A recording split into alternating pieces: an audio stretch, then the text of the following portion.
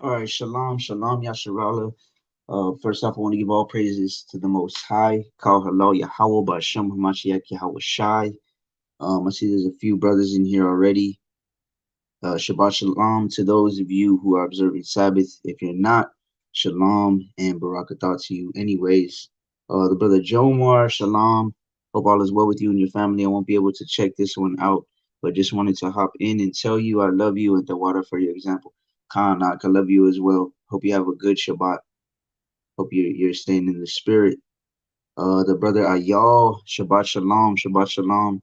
Yahweh Bashem Yahweh Shai Barakatah. Call hello Yahweh Bashem Yahweh Shai for using you as a vessel to spread the gospel. Khan, all praise to the Most High, right? Better is He that is in me than I who am in this vessel, and you who are in yours, right? So, with that being said, I want to go ahead and start this lesson. Um, Most High willing, it'll be edifying to at least a few brothers. It's going to be entitled, Give Not Thy Strength Unto Women.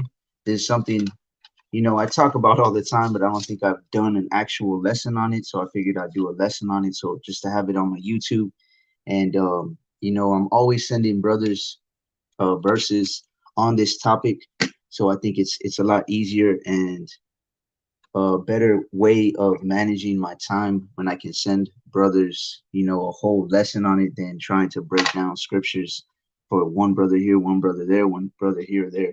Not that I mind doing it, but as we know, we're in these end times and we got to use our time wisely because just like you invest money, right? If you lose some money, you can get it back. You lose some time, you're not going to be able to get it back. So that being said, right, give not thy strength unto women. So of course we could talk about Proverbs 31:3, which goes into that, but I actually want to start in Psalm chapter 82 and verse 6. It says, I have said, ye are gods, and all of you are children of the Most High. Right? This is a psalm of Asaph.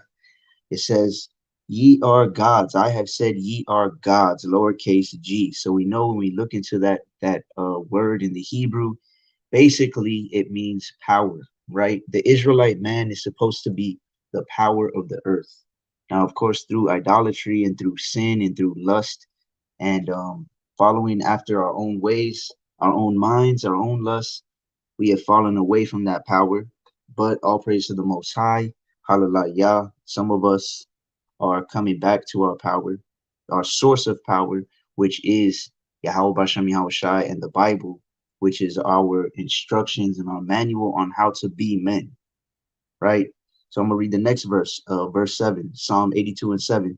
But ye shall die like men and fall like one of the princes, right? So when you look at the word Yasharal or Yasharala, it means prince of the power, right? So we shall die like one of the princes. We are the princes of the Most High. But when we go off, right, we spiritually die. When we go off from the Most High, when we're chasing, especially this topic that we're talking about today, women, women has been the downfall of many, many men striving to live righteously, right? And we have examples all throughout the scriptures, of course, Solomon, David, but in these last days, I could tell you I've seen more examples in that personally in my life, in the people around me, than I've even read about. Right. So this is First Ezra chapter 4 and verse 26. It says, "Yea, many there be that have run out of their wits for women, and become servants for their sakes." Right. Many there be that have run out of their wits for women. Many have, and if you look at it in the 1611 King James, right, it has what it basically means in the Hebrew, right, when it says run out of their wits. On the little side column, it says, or grown desperate, right? So many there be that have grown desperate for women. And we see this all throughout the scriptures, but also we see this even more so in the times we're living in, right? Like me and the brother Jomar have talked about many times, and other brothers, we're living in a hypersexualized society. So obviously, men are going to be attracted, worldly men are going to be attracted to all of the hypersexualization that is being pushed on them, right? It's like if most men see women like money as an example, right? If you see a lot of money, money, money, money, you're gonna want money, money, money, right? You're gonna lust for it. And it's the same thing with women. So it says, yea, many there be that have run out of their wits for women and become servants for their sakes. And like we read in Psalm 82 and 6, right? We are supposed to be the gods of the earth, but a God doesn't serve anybody else, right? The Most High doesn't serve anybody, right? So we in earthly vessels, we shouldn't be serving any other earthly vessel, besides, of course, Yahweh Bashem Yahweh Shai in the spirit. So many people do this, right, by giving their power to a woman. And what does giving your power to women look like? Um, the most common ones that I could think of is like she's the head of the house, right? We know a lot of relationships. I'm sure everybody knows at least a few where you see that the woman is the one that wears the pants in the relationship, so to speak, right? But maybe physically and spiritually. She's the head of the household. What she says goes. She makes the rules, right? In a lot of cases, she makes the money, right? She's in charge of, I've even seen a few brothers that I've known as well, where she's in charge of the disciplinary actions of the children, right? And not the man. Like he can't do and he'll try to punish the children and she doesn't allow that. No, you're being too hard on them, or you're this, that, and the other.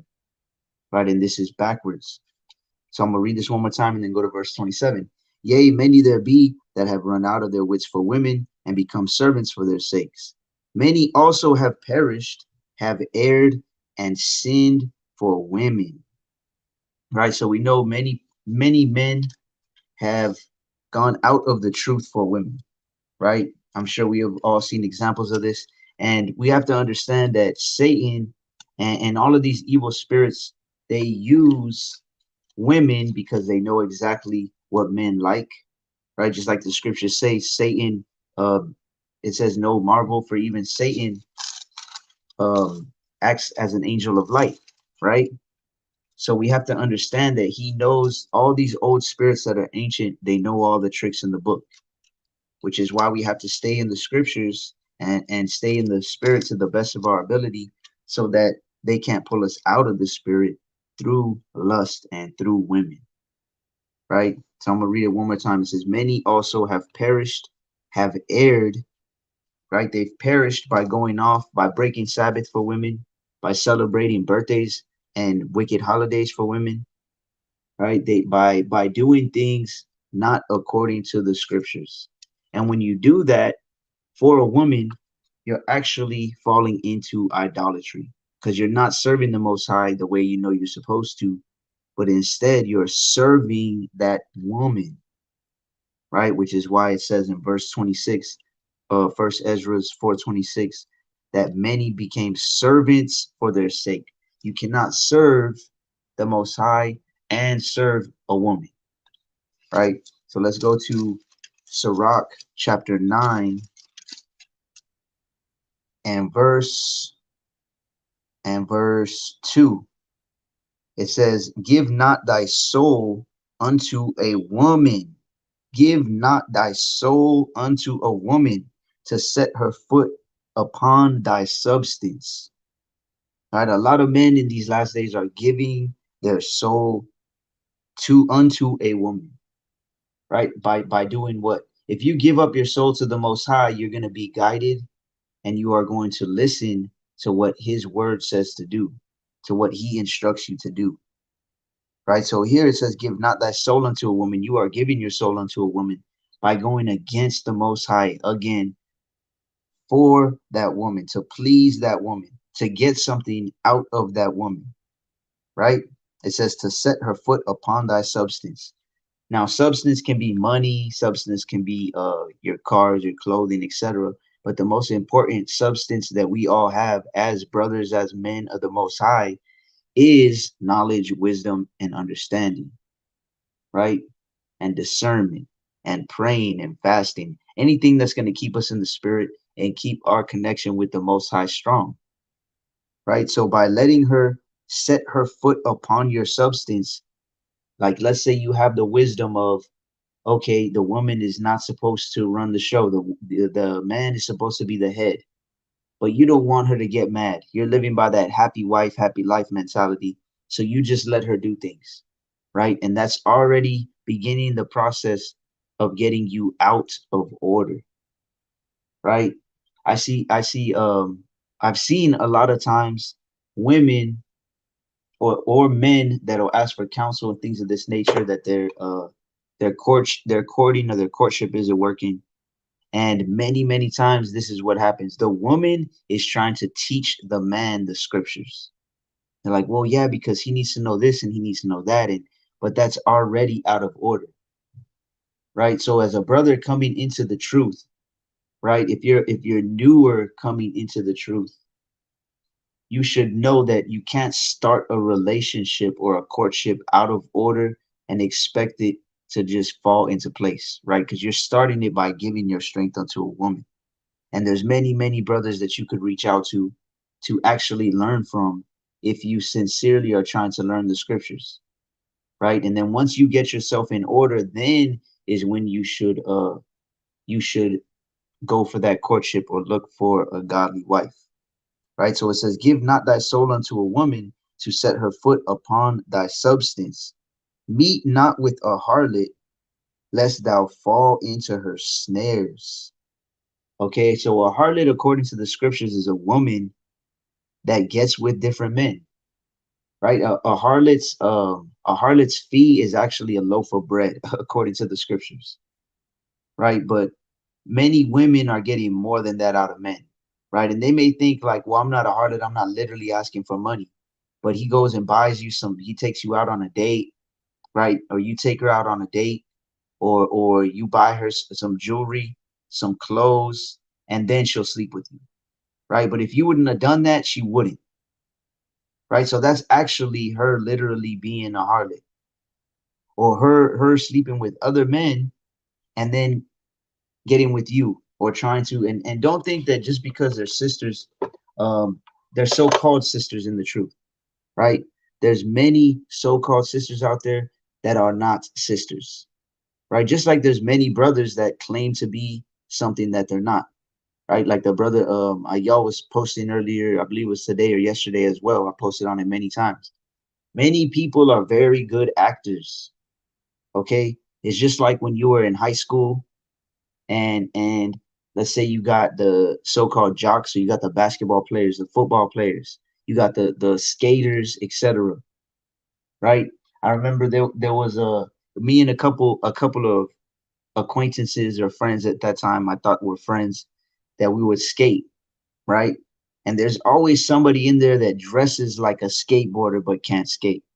There's always multiple people that dress like basketball players, but they can't play basketball to save their life, right? So the point is, you have to be very careful in these last days and use discernment and pray for discernment at all times when it comes to women, when it comes to men, in any type of situation in general, right? So verse 3 one more time, it says, meet not with a harlot, lest thou fall into her snares. Sometimes you don't even know that she's a harlot, right? But again, like I said before, Satan disguises himself as an angel of light, and he knows how to bait the hook, right? He knows what type of bait you like.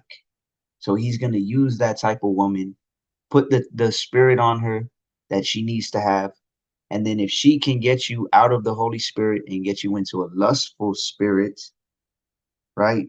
That is you giving your soul up to her, like it says in verse 2. So I'm going to jump down to verse 6. This Sirach 9 and 6. Give not thy soul unto harlots, that thou lose not thine inheritance.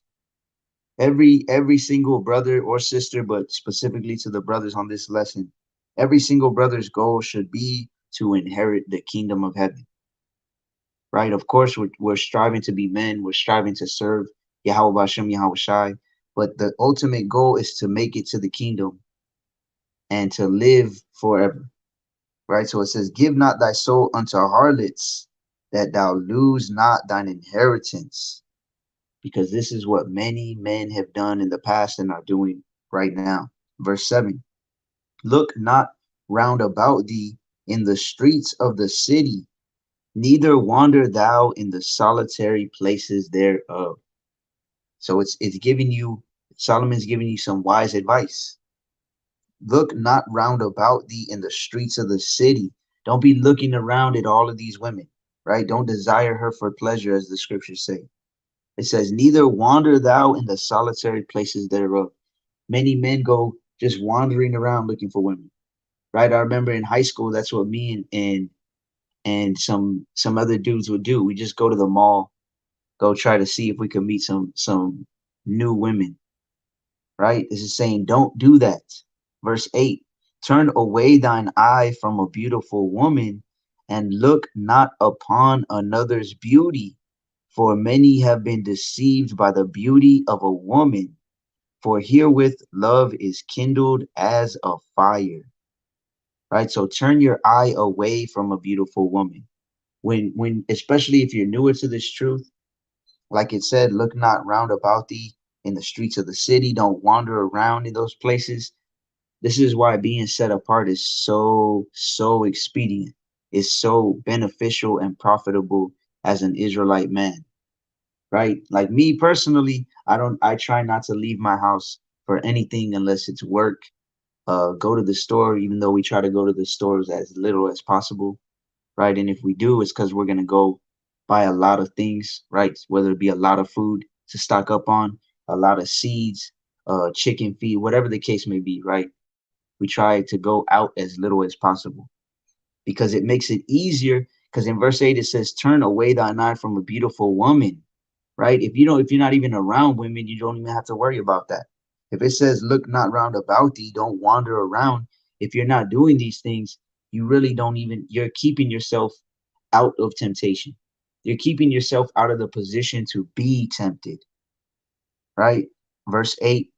One more time, turn away thine eye from a beautiful woman, and look not upon another's beauty. For many have been deceived by the beauty of a woman, for herewith love is kindled as a fire. So we know if you kindle a little fire, you could burn a whole building down, right? You could burn a whole 100 or 1,000 or 100,000 acres down, right? So just that little bit of lust that can kindle in you can burn your whole temple down, right? Because we are the temple of the Most High. So it says, turn away thine eye from a beautiful woman, for many have been deceived by it, right? And now with social media being what it is, we know that it is way easier for men to look at women because the majority of women are putting themselves out on social media to tempt men, right? Many women are just like Satan, just like just like when Satan was tempting Yahushai in the wilderness, right? That is what women are doing to men through social media, and of course also through in person, right? The way they dress, the way they conduct themselves, the lascivious dress, the haughty looks, etc. Shalom Mak, Kingdom Minded 144. I got this new study Bible. It helps me a lot with precepts. Khan, all praise to the Most High. That's a beautiful thing. I got a new Bible as well, but man, I find myself still just going back to my original, my 1611, because I got so much notes and precepts and highlights, and I know where everything is. You know what I mean? I've had it for like 5 years, so it's kind of hard to get used to a new sword, but through the Most High, all things are possible, right?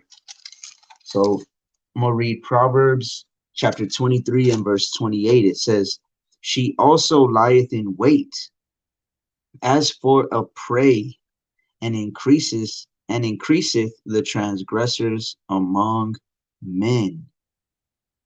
Right? Actually, I'm gonna jump up one verse. Uh, this is Proverbs chapter 23 and verse 27. For a whore is a deep ditch, and a strange woman is a narrow pit. Right? A whore, which according to the scriptures, the majority of women are whores. according to the scriptures, right? A whore is a deep ditch, and a strange woman is a narrow pit. So imagine you're digging a well, right? You're digging a well and it's a deep pit, right? And it's narrow and you have no tools and you fall in there 20 feet, 30 feet, 50 feet, maybe. It's saying a whore, a woman that is not in the spirit of the Most High, is just like that narrow pit. Do you think you'd be able to get out? You might be able to try to climb out, right? But it also might collapse down on you while you're trying to climb out, right? The only way you're going to get out, most likely, of that pit, if you're digging a well and you're stuck down there, is if somebody comes and helps and pulls you out of it, right? And I know from experience and from seeing things, seeing stuff firsthand and secondhand, that the only person that can pull you out of that is the Most High, right? Because a wicked woman is given as a portion to a wicked man, right? So it's verse 28 one more time. It says, she also lieth in wait as for a prey, and increaseth the transgressors among men. You have to understand, as a man of the Most High, you are an endangered species. The majority of men, the majority of Israelite men, do not strive to follow the Most High, do not strive to follow the word, and do not strive to try to make it to the kingdom, right?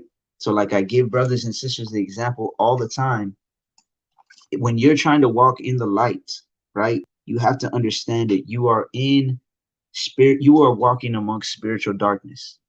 It's like lighting a light in the middle of a field somewhere, right, in complete darkness, no moon, right, no light. When you put that light up, a bunch of mosquitoes are going to go right to it, because that's the only light that's being shined in the darkness, and they could see that from probably miles away. So it's the same thing, brothers, right? When all these evil spirits see that you have strength, real strength that only comes from our power, right? You have power that comes from our power, Abanawa, our Father. All of these spiritual mosquitoes are going to try to suck some blood out of you.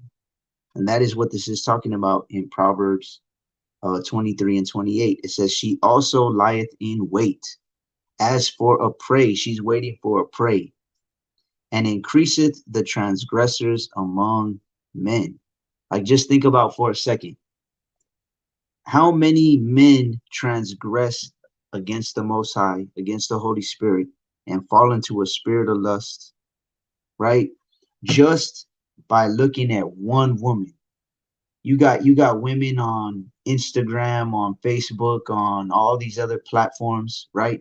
Let's say it's just one woman and she's got 1,000 followers, 5,000, 10,000. Some of them got 50, 100, hundreds of thousands of men looking at them, right? How many transgressors increase because of that one woman posting her breasts, right? Posting herself in tights or just half naked, right? She also lieth in wait as for a prey, and increaseth the transgressors among men. And again, the majority of these women are married women. So not only are you lusting, right? You're also coveting after another man's wife. You're also committing spiritual fornication against the Most High, right? You're also committing adultery because it's another man's wife. In your mind, you're committing adultery, right? Like Yahushua said, a man that lusts after a woman in his heart has committed adultery already, right? So imagine how many men she is increasing in transgressors. And this is what these are the things that we have to think as men when you look at another woman, when you even gaze at a woman. You have to understand that haughty women, lascivious women, they are working for the enemy. They're trying to pull you down, right? And it's like it says in James, blessed is the man that endureth temptation. If you are tempted to even look at another woman, right, to lust over a woman, and you do not, right, say something pops up in your feed and you just block right away, right? Or you scroll right away. You just get off your phone, right away.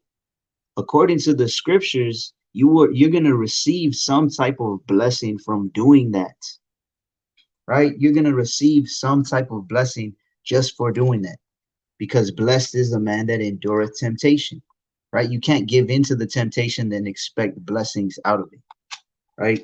So let's go to back to Sirach chapter 33 and verse 19. It's Sirach 33 and 19. It says, give not thy son and wife, thy brother and friend, power over thee while thou livest, and give not thy goods to another, lest it repent thee, and thou entreat for the same again.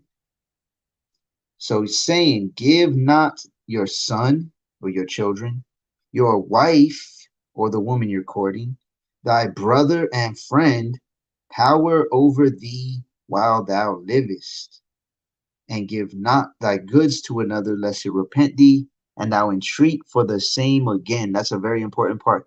And thou entreat for the same again, right? As soon as you give strength to a woman, whether you realize it or whether she realizes it consciously or subconsciously, she now knows that she can take that power from you. She now knows that she can take that strength from you, right? So she's going to keep doing it. She's going to entreat you for the same thing again, because she already got it one time, right? So she's going to be able to do it again. You listen to her one time and now she's going to do it again, right? Shalom, Drea. Shabbat shalom if you're observing the Shabbat. Hope you're having a good one. You and your house staying blessed. So I'm gonna read it one more time. Give not thy son and wife, thy brother and friend, power over thee while thou livest. Your power that comes from the Most High is your power. You should not be giving it to anybody, right? Over thee while thou livest, and give not thy goods to another, lest it repent thee, and thou entreat for the same again. Anytime you're giving your power up, people are going to want it again, right? And they're going to want more each time. It's like the saying goes, you give them an inch, right? You give them an inch, and then they're going to try and take a mile, right? And this happens so many times, right? I've seen grown men, some men that I even looked up to, right? Some men that I even looked up to outside of the truth, and they give their power to their women, and they know that they do, but they're just like, you know what, it's easier like this. I don't want to argue with them. I don't want this, that, and the other, right? So you give them an inch, you give them that power, and they're going to continue to take it and take it and take it. They will entreat you again and again and again, which is why you have to put your foot down, which is why you have to do like it says in 2 Ezra 14, which, matter of fact, I'll get in a little bit. You have to set your house in order, right? So this is Proverbs chapter 31 and verse 3. Give not thy strength unto women, nor thy ways to that which destroyeth kings. So this is where I got the title of the video from, and I'm sure many of you brothers are familiar with. Whether you're watching it right now, we're going to catch it later. Proverbs 31 and 3. Give not thy strength unto women. Give not thy strength unto women. As the man, right, as we know, like it says in 1 Peter chapter 3 and verse 7, the woman is the weaker vessel, right? Especially emotionally. She acts more off of emotions than off of wisdom or off of common sense. Not saying all women, right? There are some women that have through the power and the spirit of the Most High have got themselves in order. And I've been a witness to this with my rib and with other sisters that I've known. But for the most part, most women are too emotional, right? So as a man, we have to understand, and this is another thing that comes up a lot with when I do counseling, okay? We have to understand that as a man, what benefits do you get from arguing with a woman? Right? What do you, I've asked this many times. What benefit do you get from arguing with a woman? Right? Matter of fact, I'll come back to this. Let me get Proverbs chapter 9 and 13. It's my son Noah's, one of his favorite verses, right? This is Proverbs 9 and 13. A foolish woman is clamorous. She is simple and knoweth nothing. So foolish means you're not moving with knowledge, right? A knowledgeable or a wise man is the opposite of a foolish man or a woman. So a foolish woman is clamorous. She's loud. She's very talkative. She is simple and knoweth nothing. So the question that I ask brothers a lot of times, because this is one way that men give their strength unto women without really even noticing it, right? Our last brothers, well, what benefit are you getting from arguing with her, right? Because they'll say, well, she started yelling, then I'll yell, or she said this, so then I said this. She did that, so then I did this. You don't get anything, you don't benefit anything by arguing with a woman, especially if it is a woman that is foolish, that has no knowledge of the Bible, or a woman that is just acting foolish out of emotion. She does know the word, but she's going to disrespect you anyways because she's in that prideful spirit, right? So we have to understand as men, and this happens with men and other men as well, right? Because we know a lot of men in this day and age have feminine spirits on them. But what we have to remember at all times is you cannot fight emotion with emotion. Okay, you have to fight emotion with either wisdom, or you need to hold your tongue and know your time, right? You need to know the time. A wise man knows when to speak and when to hold his tongue, right? So it's like the example I always give people. It's like getting out of the mud. Okay, if you're clean, right, you got a clean garment on, nice and white, and you just put new fringes on and everything. And then a woman, your woman's there too, right? And she's clean, and she goes and starts playing in some mud. And you're like, "What are you doing? Get out of there. We were clean. You're getting dirty. Are you gonna stay clean by jumping in the mud and trying to pull her out of there? No, it's not gonna happen, right? Like the brother just said, arguing with a woman solves absolutely nothing. It solves nothing. All you're doing is jumping in the mud with her. You're not gonna stay clean by jumping in the mud. So the best thing to do when somebody is being emotional, again, you cannot fight emotion with emotion. It is to give a woman some space, right? You know what? You know what? You're really emotional right now. When you cool off, we'll talk about it, right? You can't talk logic to a foolish or illogical woman. And again, this happens a lot with sisters that know the truth, but when emotion comes in, that spirit of pride overtakes them. And at that point in time, they become a foolish woman. They become a clamorous woman, right? At that point in time, when emotion and that prideful spirit overtakes them, they are simple and knoweth nothing. So as a man, you have to understand that you cannot give into that, because when you do give into that, you are giving your strength unto a woman. And subconsciously, she can see that, and the spirit that's on her can see that. Oh, okay, I can get him out of the spirit. Okay, I'm taking some of his power, right? And this is why you even see some women, they kind of get off on getting a man out of the spirit, on getting a man upset with them, right? So let me go to Sirach 26 and 26. I know I just quoted it a minute ago. Let me read it real quick. So this is Sirach 26 and 26. It says, a woman, or you know what, I'm gonna start on 25. It says, a shameless woman shall be counted as a dog, but she that is shamefaced will fear Yahweh. So of course everybody uses this as an example for a shameless woman being someone who has no shame when showing her body. But a shameless woman is also somebody who disrespects her husband and disregards and puts him down especially if the woman is doing it in front of other people, right? And I've seen this happen, sadly, even with so-called brothers and sisters in the truth, married couples that claim to be in the truth. But a shameless woman shall be counted as a dog, right? Because according to the Most High, that is one of the most wicked, that is the most wicked thing that you could do, right? So I'm going to read the next verse. This Sirach 26 and 26.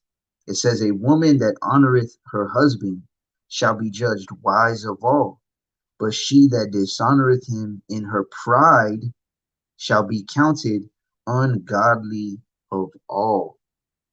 Right? So we have to understand that the Most High, when you dishonor your husband, as a woman, if you dishonor your husband, you are counted ungodly of all. Right? When you honor him, you're judged wise of all. Why? Because you're either following the order that the Most High laid out in 1 Corinthians 11 and 3, the Most High, then Yahushua, then the man, then the woman. When you're following that order, you are following what the Most High set up for you, right? If your woman is not following that order, then she is going to be counted ungodly of all because she's not following the order that the Most High set up, right? The Most High is definitely the only one who can pull you out of a wicked woman's chains. Khan, most definitely, because I've seen that many times to where a brother just can't get away. Is there such thing as a wicked, virtuous woman? If that makes sense. There's no such thing as a wicked, virtuous woman, right? And a virtuous woman, when you're looking at Proverbs 31, that is a married woman, right? A Titus 2 woman is also a married woman, right? And that's why it says right here in Sirach 26:26, a woman that honoreth her husband shall be judged wise of all, right? Because not only are you fulfilling the purpose that you were created for as a woman, you're being a helpmeet, but you're also honoring your husband. And by honoring your husband, you are honoring those above him, Yahweh and Yahushua, right? But then it says, she that dishonoreth him in her pride shall be counted ungodly of all. Pride is hateful before the Most High and men, right? According to the scriptures, pride is the beginning of all sin. Pride comes before the fall. There's too many precepts we could go over. And I believe I did a live on pride as well. But a woman that dishonors her husband in pride shall be counted ungodly of all. So y'all brothers, just remember this. It's not on you. You have two options, basically. When a woman, if you're married, right? And I'm gonna do a short video because a few brothers and sisters have been asking me about that. If you're married and it's not working out, what are the options that you can do? Obviously, the only grounds for divorce is fornication. But at the same time, if you're a man, you cannot allow wickedness to continue in your house time after time after time, right? But I'll do a quick live on that, most high willing, this week, right? So let me go to Proverbs 22 real quick. Another verse that I'm sure many of y'all are familiar with. It says, Proverbs 22 and 6, train up a child in the way he should go, and when he is old, he will not depart from it. Right? So the problem is for brothers, right? They have not been trained up in the ways of the Most High. They have not been trained up to know that you get power from the creator of all things, right? From Yahweh, Bashem Yahushai, from following the word, right? So when it comes to Proverbs 22 and 6, and it says to train up a child in the way he should go, the majority of us weren't trained up in this. But guess what? The Holy Spirit is the best teacher of all, right? So we have to understand that our strength comes from the scriptures.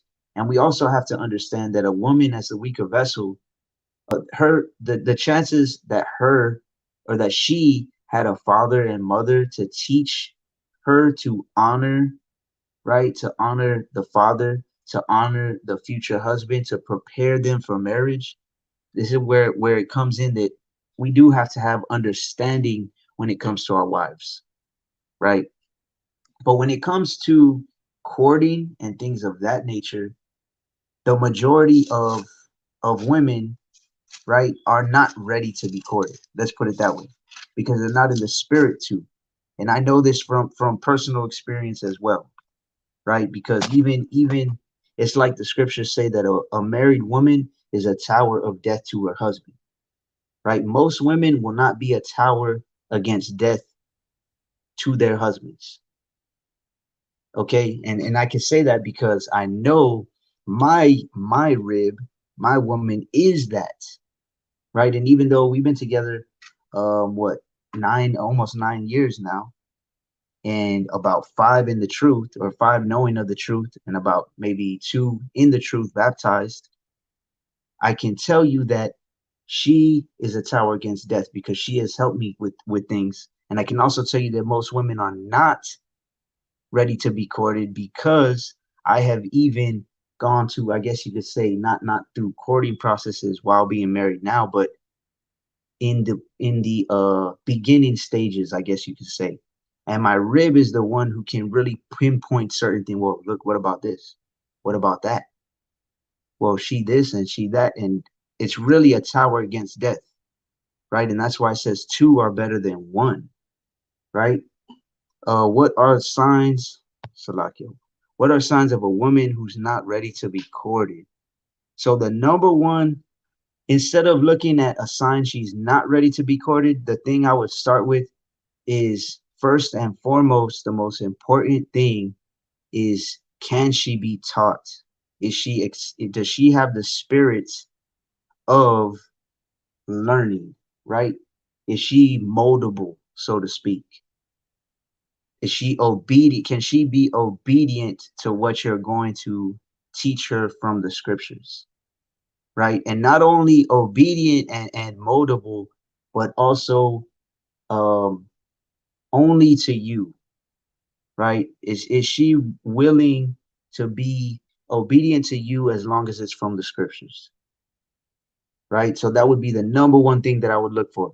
If you teach her something and say she doesn't understand it, and then she goes in and asks another brother, right? But y'all supposed to be courting. So courting really is when a woman is courting with a man, you're already supposed to see that woman as she belongs to that man, right? She's already basically promised to another man. So like me, for example, I don't follow any married women or courting women or anything like that. I try my best to, I always ask like, hey, sis, I was gonna follow you. Um, are you married or are you courting? Oh, Khan, I am. Oh, okay, well, all praise to the Most High. Most High willing, that works out for y'all, whatever. Why? Because that's how it's supposed to be, right? In the ancient times, that's how it was supposed to be. But you have a lot of women out here that in reality, okay, if a woman's courting, like say a woman's courting with you, brother, y'all, then she really should be learning to the best of her ability everything from you, right? If she has a question on something, she shouldn't go and ask this brother and that brother and go ask this dude from this camp and this dude from that camp, because you and her are preparing to be married, right? And according to the scriptures, if she would learn anything, she's supposed to ask her husband at home, right? So it would be kind of counterproductive for her to be courting you, but then asking this guy this and this guy that, drinking from every fountain, as it says in Sirach, right? Because water is doctrine. So what is a sign? What are signs of a woman who's not ready to be courted? I would say the number one thing is she cannot take correction, right? Or she cannot um, be molded, and it's by the scriptures, right? Let's not get it wrong. You're not trying to just mold her into whatever you want her to be, but you are supposed to, as the man, and I am supposed to, and any brother is supposed to. And I see your question right there, kingdom minded. I'll get to it right now.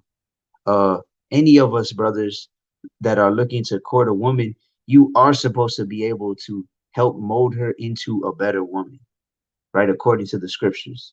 So if she can't take correction according to the scriptures, then she is not in the position to be courted, right? Because like I said, courting is basically, it should be, courting should be you seeing if y'all are going to be or be compatible in marriage. When it comes to, okay, can she, is she good, can she learn from me? Yes. Okay, does she have an adamant spirit? She just, we just read this, and it says that she's supposed to dress modestly, and then she goes out tomorrow and she's not dressing modestly. Then she doesn't have an adamant spirit. Then she's not really about the word, because we're supposed to be applying it as we're learning, right? Just learning isn't going to get us anywhere. But then the same thing for brothers. If a sister is courting you, then she needs to see, okay, well, can he teach me this? Can he, if you can't teach her something, right? Are you willing and able to go out and search the scriptures, right? And be a workman in the truth, and even ask certain brothers that have been in the truth longer than you, and get the understanding of the scriptures that you need to be able to teach her, right? And that's a big part of having strength as well, right? That's the only way I would say that you should give, not your strength, but you should give strength to a woman, because the stronger you are in the scriptures, then the more you're going to be able to strengthen a woman in the scriptures with understanding, if that makes sense, right? So can we I have a concubine wife? So it's not a, there's, to my knowledge, Art, there's no such thing as a concubine wife. It would just be a concubine, right? If I can, or if I can't find an Israelite sister, I would say don't worry about any concubines. Just try and get an Israelite sister when the time is right. The Most High will give her to you, right? Focus on the scriptures and yourself first, and the Most High will end up giving you one of her, or one Israelite sister, wife, if that be His will, right? Not to say that I do know of certain brothers that do have concubines of other nations. I'm not gonna say I don't know any. I don't know how that situation is going though, right? Do you have videos on building as a man to get a wife and children? Um, I don't remember the titles of them. I would definitely check out the husbandry, the one on husbandry. That's definitely a good one to check out. And I believe there's another one that's like more valuable than gold, or being more valuable than gold, something to that effect, right? So let me get a few more scriptures. Then if there's any more questions, I'll answer them.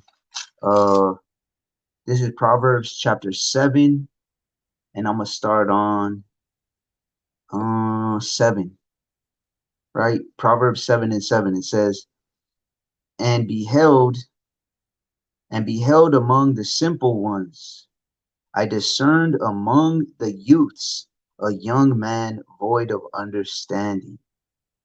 Right? So this is Solomon, right? And he said he was looking out of his window in verse 6, and he saw among the simple ones. Okay, what do they call a man nowadays that'll do anything to get a woman? Exactly what Solomon is calling this young man right here, a simple one, a simp, right? And beheld among the simple ones, I discerned among the youths a man void of understanding. There was a man that he saw that didn't have understanding. Okay, so now don't get it confused, because there's a lot of men that are aware of the truth, right? They have knowledge of the truth, but they don't have understanding. So when you understand the truth, right, it leads to wisdom, because you know how to apply the knowledge, right? So he saw a man void of understanding. And there's many men that know of the truth, that wear fringes, that are even high up in certain congregations, camps, etc., that don't have understanding, right? Keep that in mind, from all the way at the top to all the way at the bottom. It says, and beheld among the simple ones, I discerned among the youths a young man void of understanding, passing through the street near her corner, and he went the way to her house, right? He went the way to her house. So he went with her to her house. Verse 9, in the twilight, in the evening, in the black and dark night. And behold, there met him a woman with the attire of a harlot and subtle of heart, right? And subtle of heart. There's a lot of women nowadays that wear the attire of a harlot, right? And that's why I made that post. I believe it was yesterday, um, or the day before, that it really does feel like a superpower, right? To be able to go to a Walmart, to HEB, or to go out in public, and you can see people around you, not meaning you're staring or looking for that, but you can see when somebody walks by you, or a woman walks by you, and she is dressed in the attire of a harlot. And sometimes, man, I'll be perfectly honest, sometimes it literally say you look in one direction and you're not trying to see nothing, and you accidentally see something that you didn't want to see. Sometimes it's like man, it almost makes you like gag on the inside. It disgusts you when you see some of these women and how they dress and conduct themselves, and the haughty looks, and the attire of a harlot, like it says here, right? So verse 10 one more time. And behold, there met him a woman with the attire of a harlot and subtle of heart, right? So, like it said all the way back in Genesis, that Satan was more subtle, right? The serpent was more subtle than all the other creatures. And that's how we know that Satan works through these women, that these evil spirits work through the women to try to increase the transgressors among men, like we read in Proverbs, what was it, 23 and 28, I believe. They are increasing the transgressors among men, right? So I'm gonna keep going. Um, verse Salakia, verse 11. She is loud and stubborn. Her feet abide not in her house. So she is loud. That we all know the majority of women, or many women, man, are so loud, right? To me, that's one of the biggest, like, when I say turn off, I don't mean in a sexual way, right? But just when a woman, you could have a beautiful looking woman with a beautiful face, and she starts talking loud and clamorous. That's an immediate, she is uglier. You would choose a woman that doesn't have as pretty of a physical appearance, that has a quiet and meek spirit, over a woman that may be prettier but is loud and just clamorous, right? That's a complete turnoff to a man of the Most High. It says she is loud and stubborn. Her feet abide not in her house, right? And that's another thing. Uh, uh, her feet abide not in her house. Okay, a lot of women, what do they like to do nowadays? They like to be out and about, go shopping, going on vacations all the time, going to the club, going here and there, and always at parties and people's houses, etc. A real woman of the Most High is going to be in her house as much as possible, right? Because that is how she's going to prepare for a husband if she's not married, whether it be cooking, cleaning, learning how to do certain skills, sewing, etc., learning how to be a helpmeet, studying the scriptures, praying, fasting, right? Preparing to reverence her future husband, most high willing, not always out in the streets and doing all these other things. Verse 12. Now is she without, now in the streets, and lieth in wait at every corner, right? The majority of women, they're just out everywhere. They don't want to be home. They want to be out in the mix of things, right? They want to be loud and stubborn and clamorous and dancing and partying and drinking and smoking and doing all types of wickedness, right? And that's the opposite of the spirit that a woman is supposed to be in. And that's actually one of the curses, right? Let me get that real quick. Um, is that another sister your cousin? I don't have any cousins in the truth. For the brothers out there who's seeking a true Proverbs 31 woman, would you tell them to pray for the Most High to send one, or for them to be molded into the right kind of man? So I mean, both can be profitable, right? For the brothers out there who are seeking a Proverbs 31 woman, would you tell them to pray for the Most High to send one? So Khan, I would definitely pray for it. Ask and ye shall receive is what Yahweh Shai said, right? But he also said, seek and ye shall find. Right now, so for a man, though, to be perfectly honest, in most cases that I've been seeing, right, women are the ones that are seeking out men of the Most High right now. Because yes, a Proverbs 31 woman, more valuable than rubies, like it says, right? But in these specific times we're in, Isaiah 13 and 12, a man is more, or Yahweh will make a man more valuable than fine gold, right? So what I've been seeing, and I'm not saying this is so many sisters, right? But in the last year to 2 years, a lot of the sisters that I have counseled with in the past are now either married or in a courting position, right? And many of them have sought out the man. Not saying it happens all the time, right? But I would say at least half of the time it's the sister seeking out the man. So it just depends on what the Most High, how the Most High works, right? He can work in any way, shape, or form. He can put the Spirit on anybody to do anything. As a matter of fact, I was reading that. Uh, I was listening to that yesterday. For some of you brothers, also I know what maybe 2 lives ago, 3 lives ago, a brother was asking how I memorize scriptures. For some of y'all who do a lot of work, right? Whether it be outdoors or whether it be whatever. And if you work with your hands, especially like me, I was painting yesterday, and then I was fixing a wall, and then fixing some shelving and stuff like that, a countertop.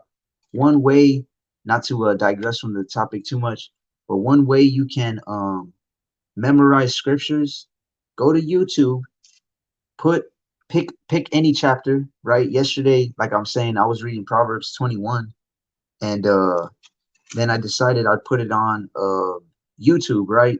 And I must have listened to it 20 or 30 times, which is while I was painting and doing some work for a couple hours, right? And it really stays stuck in your head, right?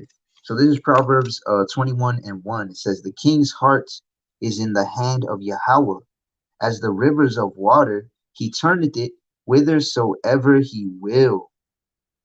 So the king's heart is in the hand of Yahweh. Just like water, right? He can make it flow one way or the other way. He can do anything with it. He can make it rain. He can control the clouds and make them move fast, slow. He can dry them up, right? The same thing with our hearts, right? So when it comes to the Most High, obviously, whether it be a man or a woman, just like he can control a king's heart, he can make sleepy Joe Biden make some stupid decisions to help Babylon fall quicker, to bring in inflation and famine, etc. From the very top of the food chain, so to speak, that king or president, all the way down to us, right? Who in Babylon have no say so in anything. He can control our hearts and our spirits and make us do things as well. So whether it be the woman, whether he could send a woman to you or he sends you to a woman, either way he can make it happen, right? And from experience, I'll say this: the majority of times, it's when you least expect it, right? It's when you least expect it. So it says, or for them to be molded into the right kind of man. So I would pray for both of those, right?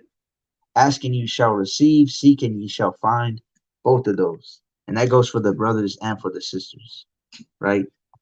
I got an important question about single mothers. Khan, go ahead and ask it out.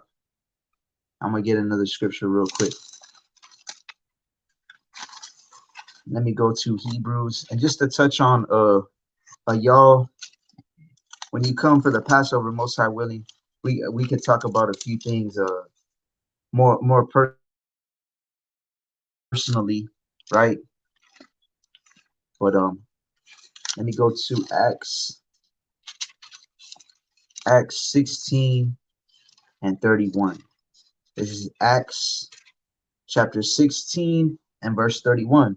It says, and they said, believe on the Adawan Hamashiach Yahushai, and thou shalt be saved, and thy house. Right? So for the most part, me as a man, and yes, I do already have a rib already as well. But for me as a man and for men in general, I would say that the most important three, I guess you could wrap it up in three things. The most important three things for a man right now is number one, of course, building up your faith and gaining as much knowledge, wisdom, and understanding as you can, right? And number two, applying and repenting, right? Examining, applying, and repenting. And then number three, which really does go with applying, is preparing in any way you can for all these things that you see coming, right?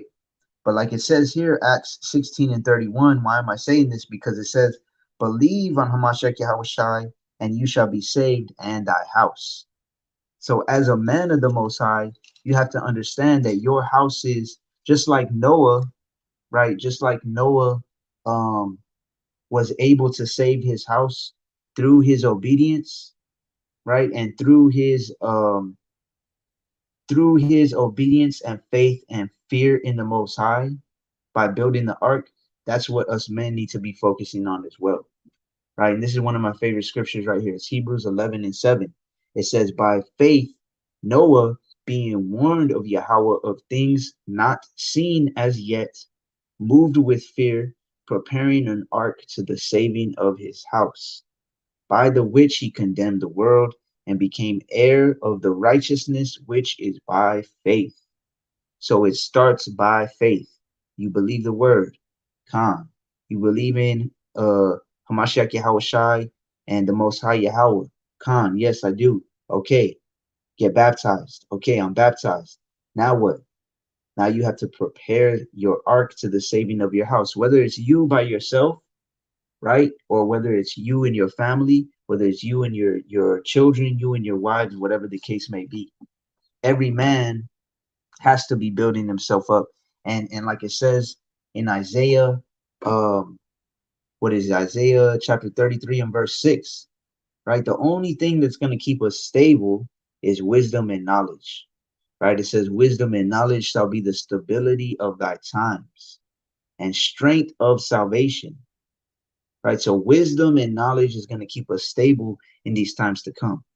And that's what's going to give us strength, right? And there's no way we're gonna stay stable minded and move in wisdom and knowledge if we're giving our strength unto women, right? So to sum up the whole thing, not saying that I'm finishing it off, but to sum up the whole thing, giving your strength to a woman is doing anything against the scriptures for a woman, right? I'm gonna say it one more time.